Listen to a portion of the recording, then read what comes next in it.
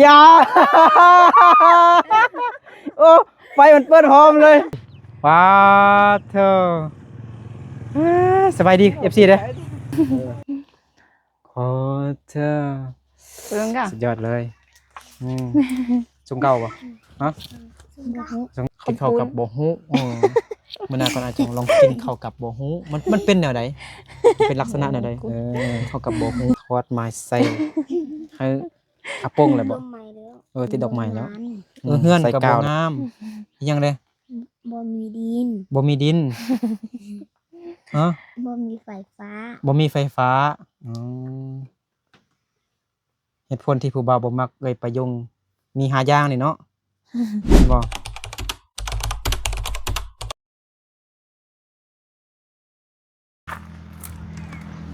เอากับทักทายสบายดีพี่น้องเบิร์ดสุขูสุขคนเด้อยินดีต้อนรับเข้าสู่2บ่าวนึกเผาไพรตอนนี้บ่าวนึกอยู่บ้านกิ้วแคมเมืองเพียง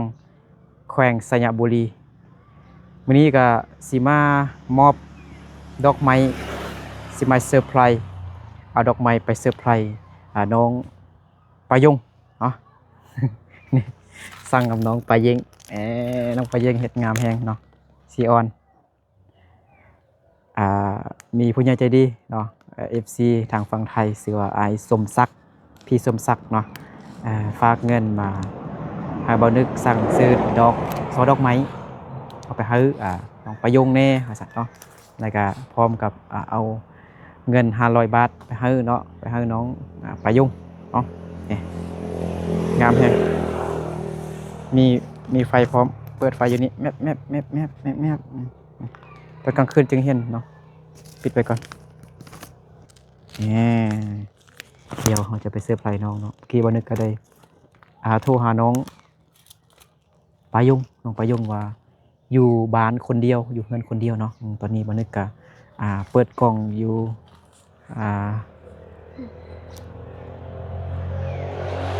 อยู่นอกเลยเนาะโอเคเดี๋ยวเราขี่รถไปตื่มประมาณ50 เมตรเนาะ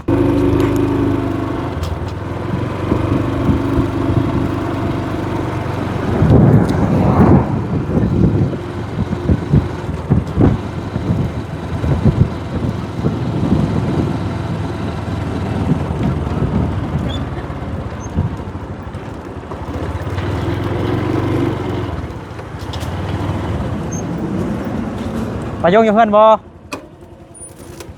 ปายงอยู่เฮือนบ่ปายงอยู่เฮือนบ่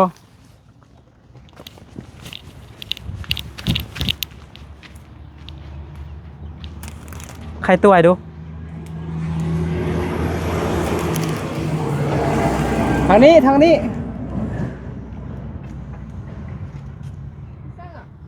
้มันถึงแจ้งเด้ออย่าโอ้ไฟมันเปิดหอมเลยโอ้ตกใจหมดว่าจังนะเอาไปซื้อจังเดียวฮะไปซื้อบ่ฮู้เลยเอ้ามันคือเปิดไฟมาซั่นน่ะน้องเปิดไฟมาบ่สุขสันต์วันวาเลนไทน์เด้อน้องปายงเอามาพี่มันแจ้งอยู่คนเดียวบ่อาปงเด้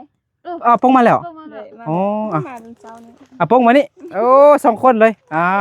สุขสันต์วันวาเลนไทน์เด้อ2 คนเหรอเอาขอบใจเด้อโดยเอาจับจับมีไฟอยู่เลยว้า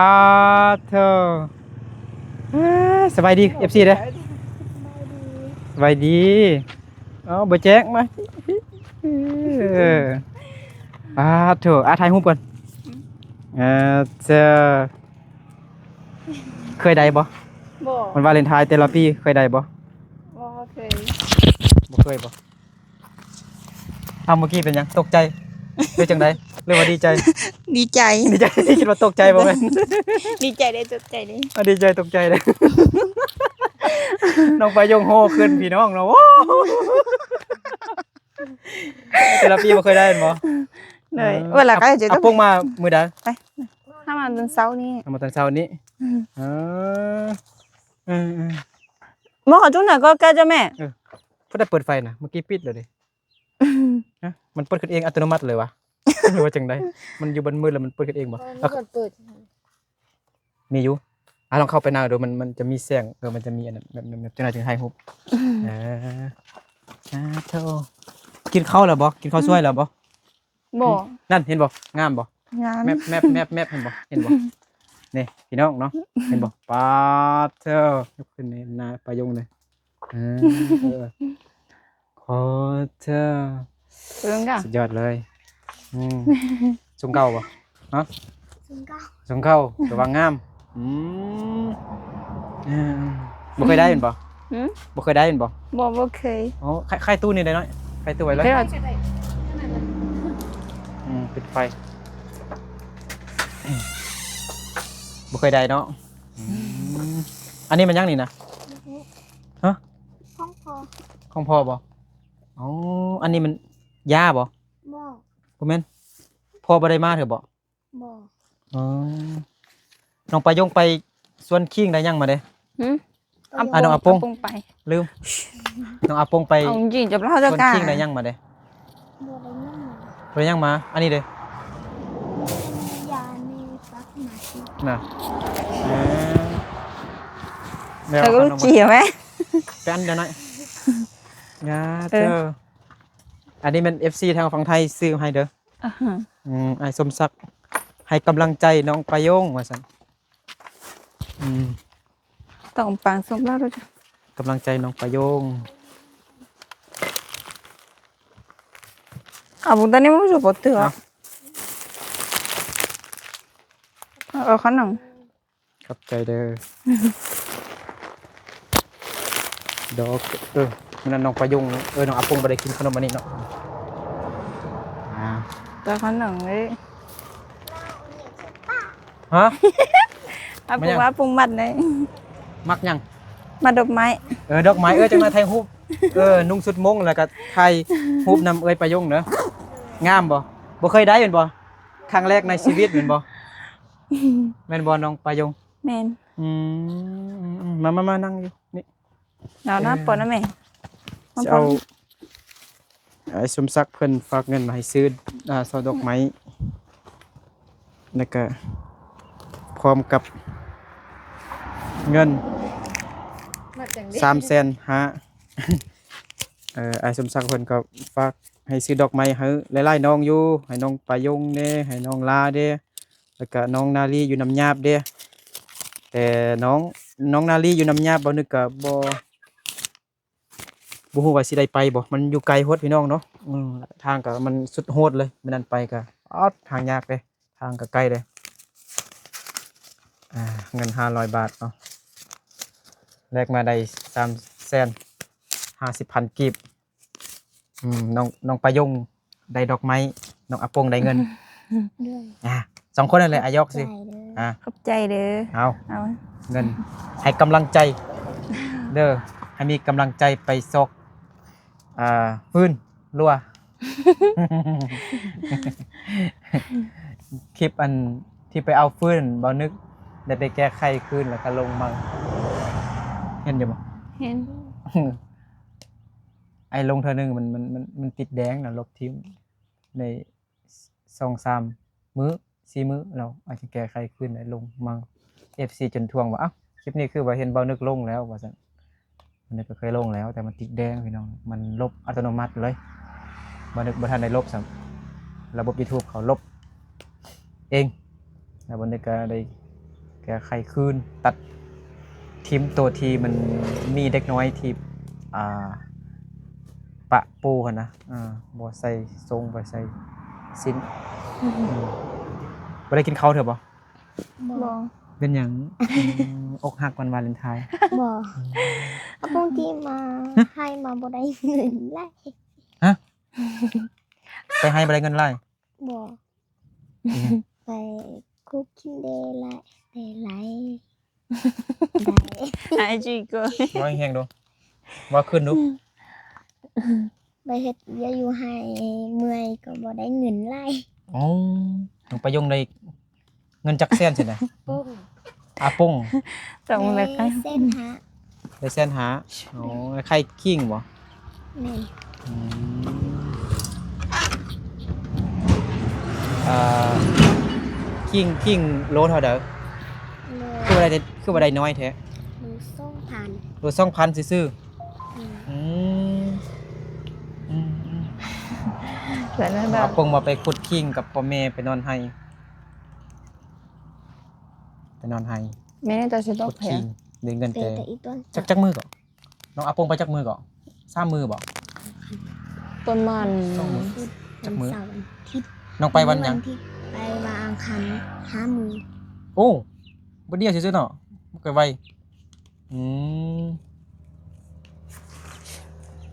ไปหามือเนาะได้เงินแต่1,500 ก็ บ่ ต้องจะป้องใช้หมูกบปานนั้น ได้ประมาณ200 กว่าบาทพ่อแม่ยังบ่ทันได้มาเถอะเนาะขุดคิงบ่แล้วเถอะบ่ บ่ บ่แล้วเถอะของอาปงเซาอยู่คิดว่าอกหักบ่แม่นไปขุดคิงเมื่อยมาซั่นกับพ่อแม่ขาดโรงเรียนอีกผู้ใหญ่เพิ่นบ่ให้ขาดโรงเรียนบ่ให้หยุดเรียนหลายยันบ่ทันหมู่ครูสิคือแม่นอยู่ไทยนี่บ่ได้มันขาดแบบนี้นะในครูอาจารย์มาล้มกับพ่อแม่เลยเนี่ยคือแม่นอยู่ทางฝั่งไทย แต่อยู่ลาวนี่มันก็ธรรมดาถ้าบ่ขาดเป็นเดือนพี่น้องเนาะในครูก็บ่นำขาดเป็นอาทิตย์หรือ2อาทิตย์หรือเป็นเดือนในครูอาจารย์ในครูมาหาพ่อแม่และผู้ปกครองแล้วถามว่าเหตุผลเป็นหยังลูกหลานคือขาดโรงเรียนไล่มื้อมันอยู่ลาว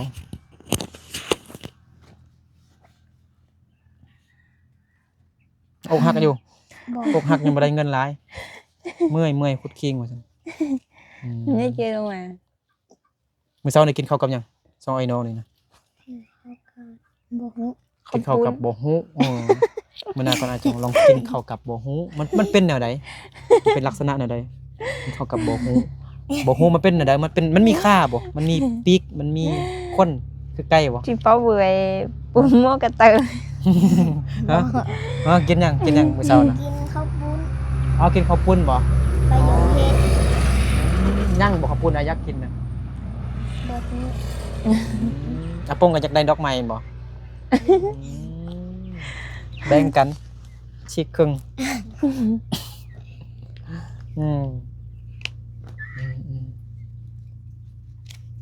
ไปนอนอยู่ไห้บ่คิดฮอดหมู่เพื่อนอยู่โรงเรียนบ่ ก็ไปพูดเต้ก็ปุ่นเจ้าก็พูดถึง คิดฮอดแต่คิดฮอดพ่อแม่หลายกว่าแม่นบ่เอาอวยพรให้ผู้ใหญ่ใจดีเพิ่นเด้อ ขออวยพรให้ผู้ใจบุญขอให้มีแต่คนสู้คนเจริญคงเฮือนสุขภาพแข็งแรงหาร่ำหารวย สาธุ ถ้าไอ้นึกไปเฮือนก่อนเอาปองไปลักซื้อดอกไม้ เอาปองตัวซื้อ สั่งว่าสิเอาเงินไปรักซื้อดอกไม้นี่เอ้ยไปเย็งขายอยู่บ่ต้องซื้อหลายเด้อจักหน่อยบ่มีเงินซื้อข้าวกิน บ่มีเงินไปโรงเรียนได้ซื้อดอกไม้เบิดซื้อดอกเดียวได้อยู่ดอกหนึงน่ะประมาณจักพัน20,000นี่แหละดอกกุหลาบไปเย็งขายอยู่ ไอ้นึกซื้อ โด ดอย กไม้จะแสน จักแสนวะ2 ล้านเชื่อบ่ บอก ไอ้ก็บ่ฮู้เด้ไล่รวมเบิด4ซอบ่4ซอ500,000ปลายบ่แม่น756,000กิบของอันเอยลาเด้ของอันเอยนาลีอยู่น้ำยาบเด้แล้วก็เอยลานี่มีได้ซ่องซอซ่องคนเด้ไอ้สมศักดิ์แล้วก็ไอ้ไผเด้เอาไปให้เอาให้อันไอ้ละ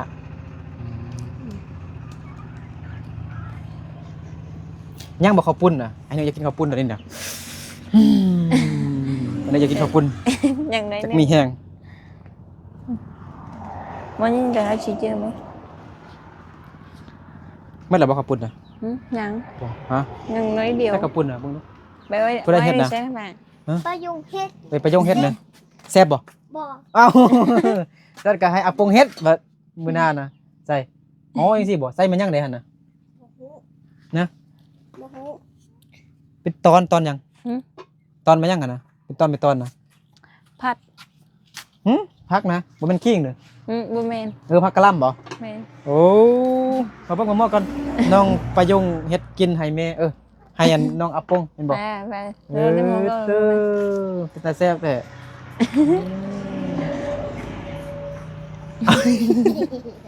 ก็จ้อ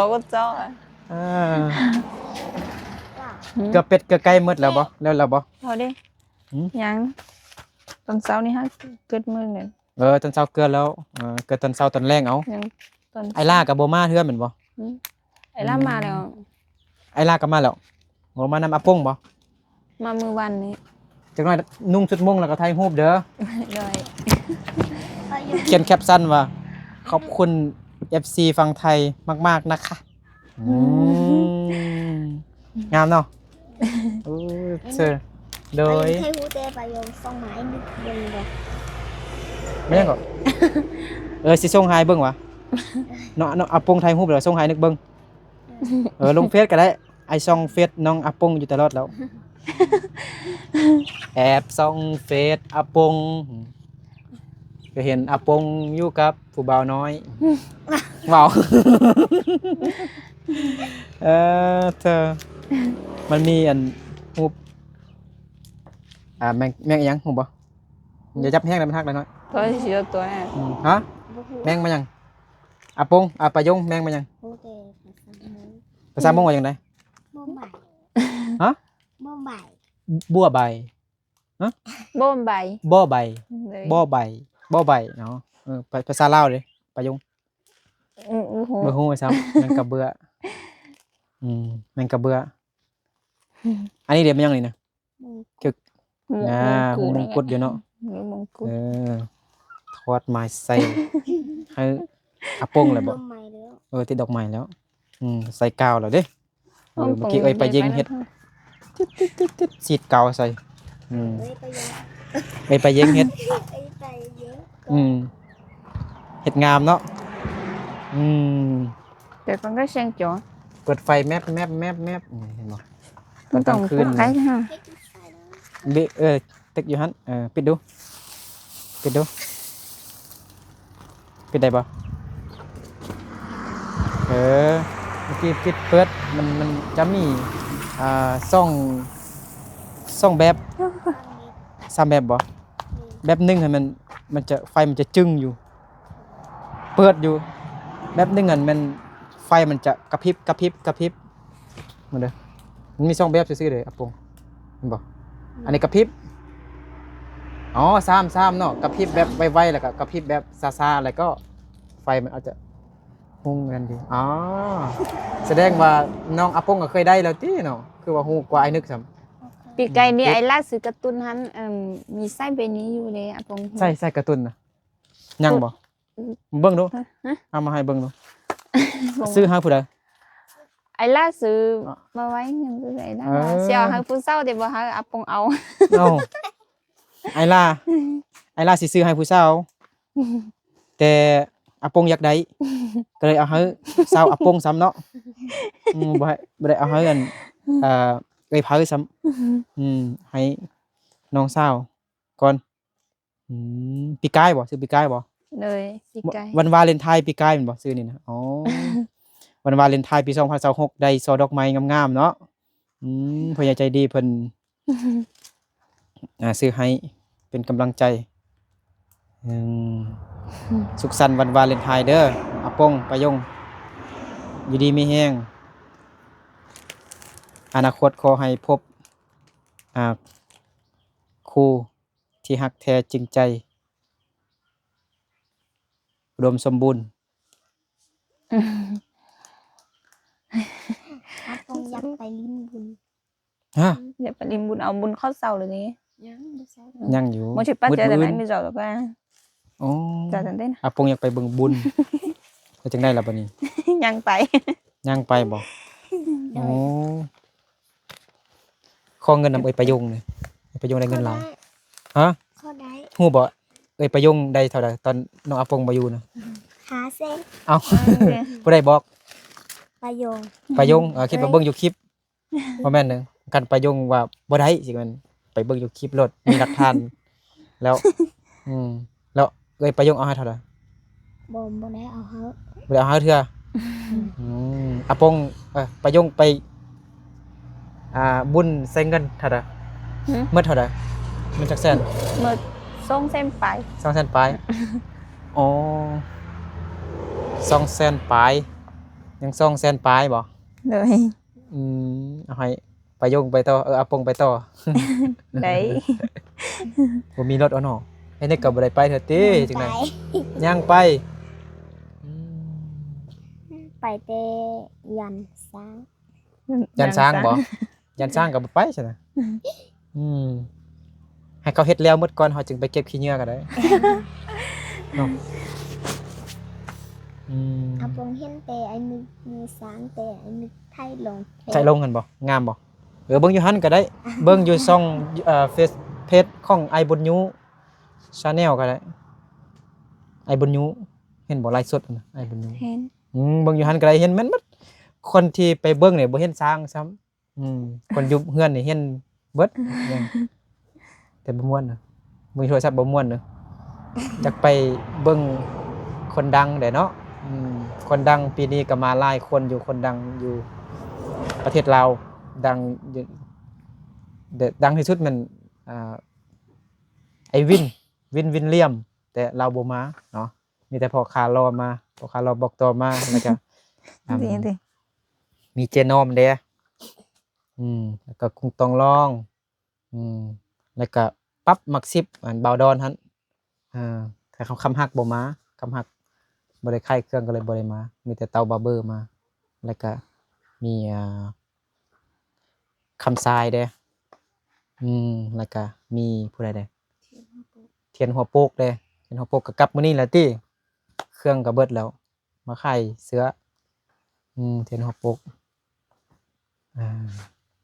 มีแต่คนที่อยู่นครหลวงมาเนาะผู้ละล้อทางนั้นของอาปุงก็งามๆตอนนี้คิดหยังอยู่อยากเฮ็ดหยังตอนนี้อยากเฮ็ดหยังเป็นหยังคือจึงเซานี่ อยากไปตลาด อยากไปตลาดเดี๋ยวไอ้นึกพาย่างไปก็ได้นี่ตลาด ไปตลาดสัญญา ตัวไสยะอ๋อ ก็สมมติตัว ไปตอนบ่แม่นบุญก็ไปได้บ่ ได้ ได้เนาะแล้วมื้อใดไอ้นึกไปไสยะไปนำอ้ายก็ได้เนาะได้บ่โอเค อย่าไปซื้อเครื่องได้เงินเดียว อยากไปซื้อเครื่องได้เงินแล้ววะใส่เงินอยู่ใส่เงิน อยู่กระเป๋า ว้าจักล้าน โอ้โห ต้องใส่น้ำมันรถให้ไอ้นึกได้เต็มถังเลยเต็มถังแล้วก็ใส่ตุกอีกแล้วก็ให้ค่าไอ้นึกเด้ไอ้บ่เอาแพงดอกให้เอา1 ล้าน เงินเต็มมีเต็มเบอร์พันกิบ เอาไม่ได้ใบพันกีบ 10 เบอร์ ใบพันกีบจักใบ10 ใบ10 ใบก็10,000 บอก บ่ ได้ แท้ๆ เบอร์แต่ 100 บาท ก็ได้ปมไปนะ ใบพันกีบนะเราเก็บไว้100เนาะ ตัวไอ้นึกซื้อ ตัวอายซื่อๆบัดนี้เว้าแท้ๆดูเว้าได้เงินจักแสนอยู่กระเป๋าน้องไปอาปุง บ่ต้องรวมตัวเมื่อกี้อันเด้อ ดิเซนจ้ะ ได้เส้นไป แสนเท่าไหร่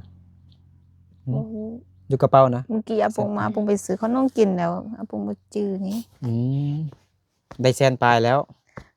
ได้200 กว่าบาทแล้ว ก็เลยเสร็จ ตลาด เที่ยวผักก็เลยอยู่ไอ้ ไปซื้อ ของก็นอกแล้ว เครื่องนุ่ง พระจันทร์สอน ใช่ก็เมื่อกี้คือเห็นอันทรง ไอ้ย่องไป ทรงคาซัน น้องอาปง บ่ได้นึกบ่ก็จีเนาะ เห็นอันทรงคาซันเมื่อกี้นะซื้อมาบ่คือมาเมาอยู่ บ่ บ่แม่นนะ ตัวเก่าสิ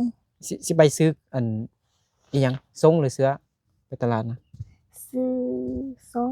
ซื้อทรงบ่ทรงเนี่ยน่ะขายาวหรือขาสั้น พันยาว ขายาวบ่ทรงหยังทรงแบบไปยงนี่ เลย อ๋อคาดแบบนี้บ่ ดูเป็นไว้นะ เห็นบ่ไปยงเงินบ่พอนะแม่เงินบ่พอก็เลยซื้ออันทรงคาดเนาะ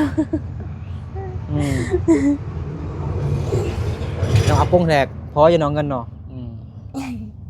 อืมอืมเมื่อกี้คิดว่าน้องประยงอยู่กับดวงใจว่างั้นเนาะกับอาปงวันนี้อากาศร้อนแห้งพี่น้องเนาะ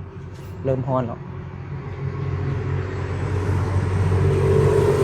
cái chuyện mua xe tới Bay- nó bay taoวิ่ง muốn con ta hay tới xe được chi đó em mua อืม ได้แต่ คิงคิงอยู่ mua Hả? đi hàng คิงอยู่ส่วนยังหลายบ่ ยังโบราณ ยังบ่หลาย ยังไม่สุด ยังน้อยๆบ่ เลย อืมอืม ยังเตหนึ่งผู หืม anh chị ยังเตหนึ่งผู อ๋อปลูกอยู่หน่วยภูบ่เห็นบ่มีจักภูสินะปลูกอยู่จักหน่วยภู มี น่ะ สองผู สองภูบ่ภูหนึงแล้วอีกตึมบอนหนึงมีสองบอนบ่อ๋อปลูกคิงอยู่หน่วยภูอืมมีสองบอนเนาะอืมแล้วยังแต่พ่อแม่สองคนเฮ็ดอยู่แม่นบ่หรือว่ามี มีคนไล่ มีคนไล่เด้แม่นบ่อ๋อบ่ของเฮานะบ่เป็นของคนอื่นเด้ของเฮา có hồng mít léo ของเฮาหมดแล้วบ่ หาไป ขุดหมดแล้วเหรอ hay phải lia เมื่อแล้ว ของเฮาหมดแล้วอ๋อ ไปหา อันนี้มัน จ้าง ไป สิ ไปจ้างเนาะ ừ. อ๋อเอ้าอาโป้งเขาก็เอาวะ เอา เอาเขาไล่แนวได้ เขา เล็กน้อยนะ โมเมนต์ไล่เป็นเนื้อเขาไล่เป็นต้น เป็นตอน เป็นเปล่า เป็นเปล่าบ่ อินพายาว โอ้อย่าไปเบิ่งน้องไปยงอาโป้งไปเฮ็ดเวียกเลยเนาะ เป็น บ่เจ็บหัวบ่ บอก อืม เขาไล่เป็น ตากแดด ท่องยางค่ะท่อง5,000 บ่สบาย บอก แข็งแรงดีเนาะ แค่เอง แข็งแรงอยากเบิ่งตอนอาโป้งขุดขิงเด้เนาะ บงบอกคุดเตพอคุดให้อาคง อาโป้งเก็บใส่เป่า โดย เอาคันบ่ไกลเนี่ยอยากไปเบิ่งเอาเนาะ ไกลเลย อยู่ ทาง ใกล้โพด ทางใบญาติ ทางก็ยากอีกต้องแม่นแต่รถซิ่งหั่นแหละสิไปง่ายเนาะอืม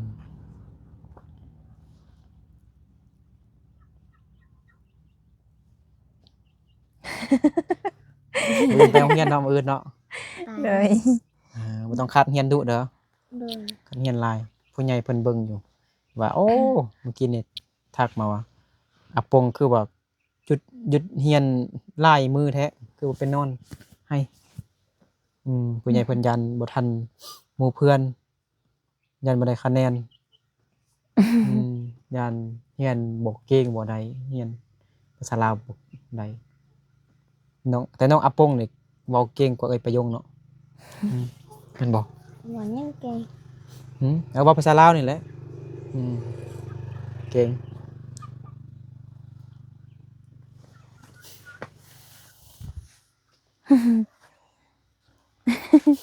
คือว่าศพแดงแต่เช้าแท้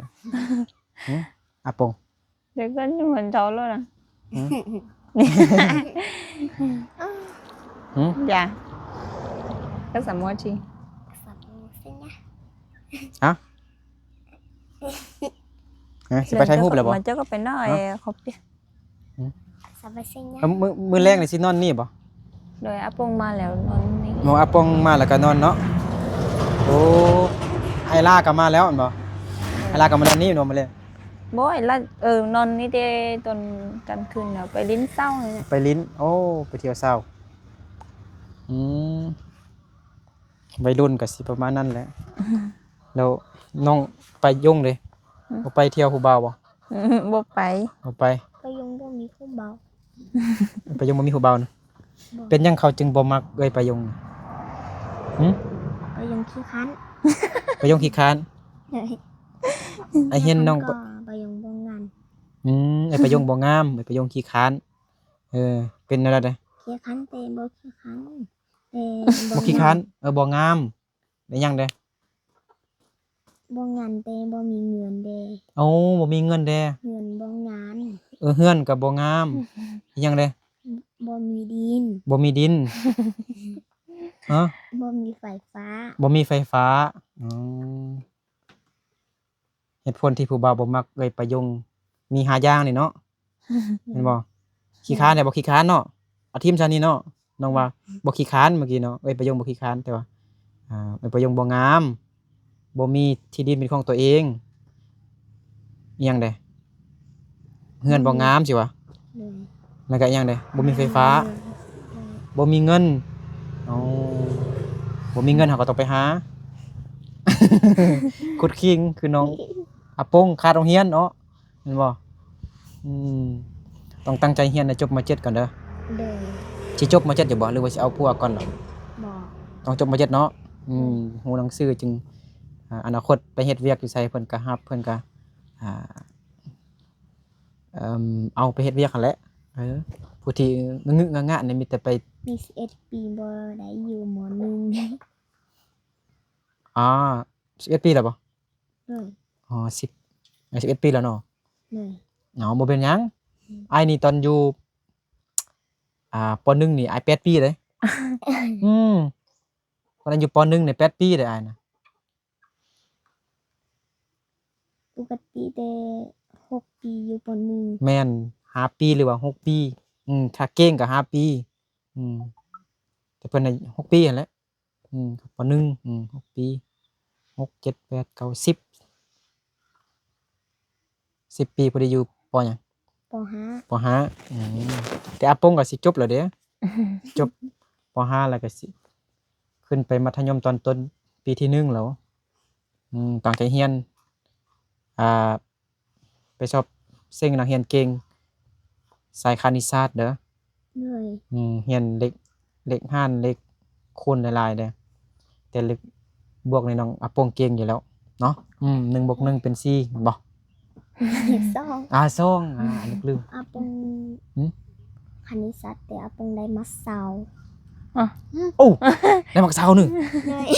ได้คะแนนเพิ่มติคะแนนเพิ่มแม่นบ่ได้คะแนนเพิ่มแม่นบ่ ได้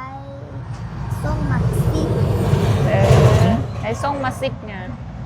ส่งมา10มา10ส่งมัดนะจ๊ะ อีเรื่องหนาอีคอแล้วเอามาก่อ โอ้ น คณิตศาสตร์ในน้องอาปงนี่ได้ภาษาจีนเด้ภาษาจีนเด้ ภาษากินอยู่อะได้นิดนึง อ๋อข่อยฮักเจ้านี่ว่าจังได๋ฮู้บ่ โห บ่ แต่ ฮู้ กินข้าวแต่มาไหม กินข้าวว่าจังได๋ โหแต่มาไหม กินข้าวว่าจังได๋ ชี้ฟัง แล้วมักไหม้เด้กินน้องไหม้เด้มักไหม้นี่ว่าจังได๋ บ่ฮู้มาไหมอีโหแต่ จังได๋ มาโฮง มักฮู้ว่าจังได๋ หมูกัว หมู่กว่าอ้าวฮู้อันใดเด้ภาษาจีนเนี่ยคำศัพท์ใดเด้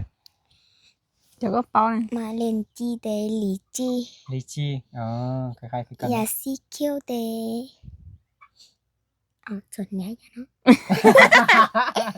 ไม่ใช่ก็ สีเขียว รับยังบ่ฮู้ อย่า ภาษา สี จีนเนาะ เขียวอย่าสีเขียว แล้วสิเขียวว่าจังได๋ กาเกาก าเกาอีหยังเด้น้องฮู้อีหยังเด้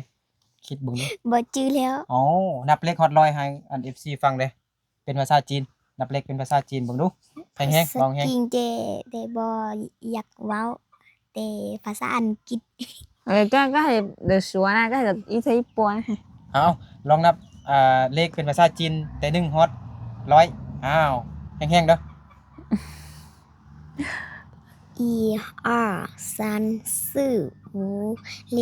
7 8 9 10 11 12 13 14 15 16 แบบ 17 ไวๆได้บ่ไวๆได้บ่ 18 19 20 21 22 23 24 25 26 27 28 29 30 31 32 33 34 35 36 37 38 39 40 41 42บ่ต้องห่วงนับบ่ต้องห่วง45 46 47 48 49 50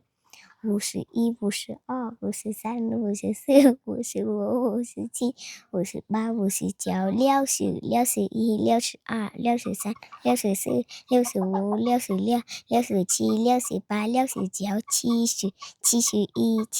72 73 74 75 76 77 78 79 80 81 2十2 83 84 85 86 87 88 89 90 91 92 93 94 95 96 97 98 99 100 อีปลายแปลว่า100เนาะอืม à Phong chê Hoa tê chi sự chiều tê à Phong cắt núi nữ vào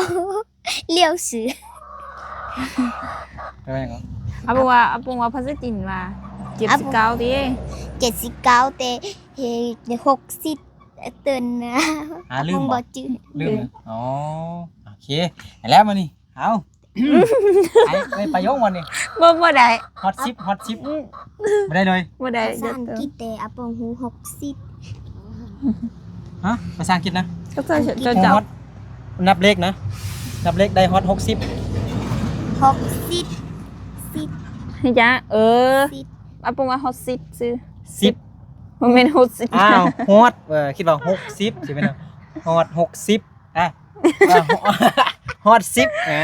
เอาลองนับเป็นภาษาเลขนับเลขเป็นภาษาอังกฤษดูนี่ ฮอต10 1 2 3 4 5 6 7 8 9 10 11 11 ต่อไป12 12 13 13 14 14 15 16 16 16 17 17 18 18 19 19 20 20 นับต่อไปคือกันนั่นแหละ21 22 23 24 25 26 27 28 29แล้วก็30แม่น30เฮียนอยู่โทรศัพท์ก็ได้เด้อมีโทรศัพท์แล้วบ่ มี อะไรเด้อบ่อยากเขาช่วยเด้อบ่สิเฮ็ดยังกินบ่ช่วยมียังกินแล้วบ่ กินปลากระป๋องมื้อนั้นอันนึงเอามาเอา ยังอยู่นะ ยัง อ๋อ เอาปุงลูกกระป๋องเนี้ยเตื้อเอาแล้วเพิ่นนำบ่เอาแล้วก็เลยแน่เนื้อก็ นี่ยังนี่ของกินน่ะเห็นบ่ จับไก่มาบุ๊บต้มกิน